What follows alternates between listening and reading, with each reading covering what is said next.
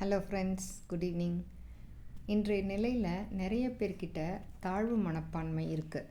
அவங்க எப்போ பார்த்தாலும் அவங்கள பிறரோடு ஒப்பிட்டு பார்த்து நம்மளை இதில் குறைச்சலாக இருக்கோம், நம்மக்கிட்ட அது சரியில்லை அப்படின்னு கவலைப்பட்டுக்கிட்டே இருப்பாங்க. நம்மளை பிறரோடு ஒப்பிட்டு பார்க்குறதுல தப்பு ஒன்றும் இல்லை. ஒப்பிட்டு பார்த்து முன்னேறினா நல்லது, இல்லைன்னா நம்ம ஃப்யூச்சர் கெட்டு போயிடும். நம்ம வருங்காலத்தை நம்மளே கெடுத்துக்கிறோம். இந்த மாதிரி இருக்கிறவங்க முதல் ரகம். அடுத்த ரகம் எப்படி தெரியுமா? அவங்கள்ட்ட டைம் இருக்கும், ஹெல்த்தியாக இருப்பாங்க, ஆனால் ஒன்றுமே சாதிக்க மாட்டாங்க, சும்மாவே இருப்பாங்க.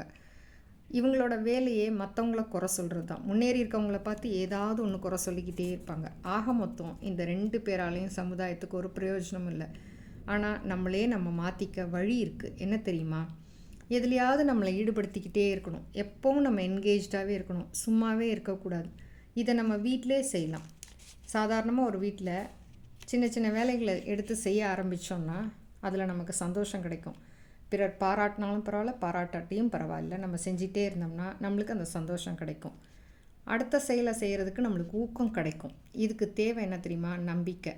இன்னொருத்தன் இந்த கலியுகத்தில் நம்மளை முன்னேற்றி விட மாட்டான், நம்மளாக தான் முன்னேறணும். முடியும் மட்டும் நம்ம முயற்சி செய்யலாம். முயன்றால் முடியாது ஒன்றுமே இல்லை. ஒவ்வொரு சாதனையும் ஒரு முயற்சியில் தான் ஆரம்பிக்கும். தோல்வி வந்தால் நம்ம அஞ்ச வேண்டாம். நம்மளோட முயற்சி முன்னாடியும் நம்மளோட தன்னம்பிக்கை முன்னாடியும் தோல்வி கூட தோற்று போய் ஓடி விடுமா. அதனால் முயற்சி செய்வோம், வெற்றி பெறுவோம்.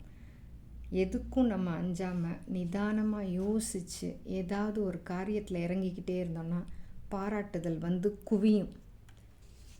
ஸோ முயன்றால் முடியாது ஒன்றும் இல்லை, முயற்சி செய்வோம். அன்புடன், சாய்.